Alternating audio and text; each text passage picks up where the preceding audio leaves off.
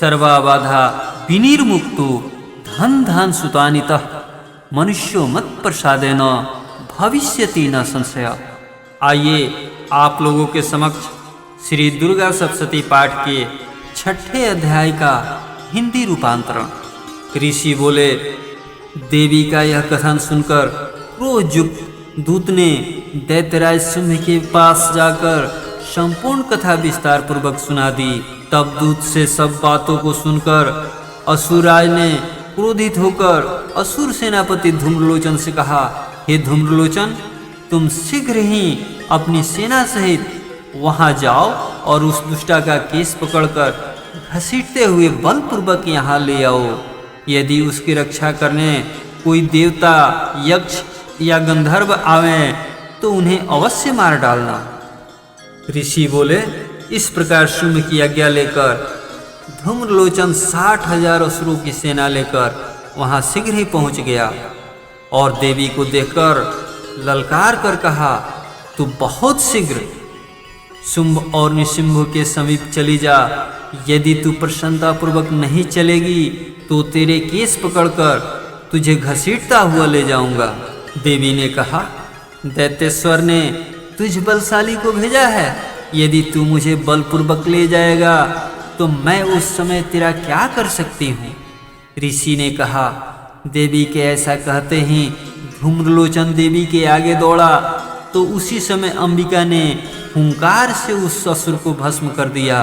तदंतर असुर सेना अत्यंत क्रोधित हो देवी की तरफ बढ़ी। तब देवी ने तीखे बाण शक्ति तथा फर्शों की वर्षा करने लगी। इतने ही में देवी का वाहन सिंह अपने गर्दन के बाल हिलाता हुआ क्रोध से भयंकर गर्जना करते हुए असुर सेना पर झपटा। उसने कितनों को पंजों से, कितनों को मुख से तथा होठ या डाढ़ से घायल करके मार दिया। उसने अपने नखों से कितने ही असुरों के पेट फाड़ दिए तथा पंजों की मार से कितने ही असुरों के शरीर से धड़ अलग कर दिया। कितने असुरों की भुजाओं और सिरों को काट डाला और अपने गर्दन के बालों को हिलाता हुआ कुछ दैत्यों के उदर को फाड़कर रक्तपान करने लगा।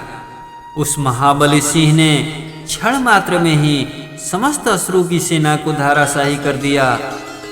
शुंभ ने जब यह सुना कि देवी ने धूम्रलोचन को मार दिया है और उसके सिंह ने समस्त सेना को नष्ट कर दिया है तो उसके होठ क्रोध से फड़कने लगे और उसने चंडमुंड नामक महाअसुर को आज्ञा दी, हे चंड, हे मुंड, तुम बहुत बड़ी शक्तिशाली सेना लेकर जाओ।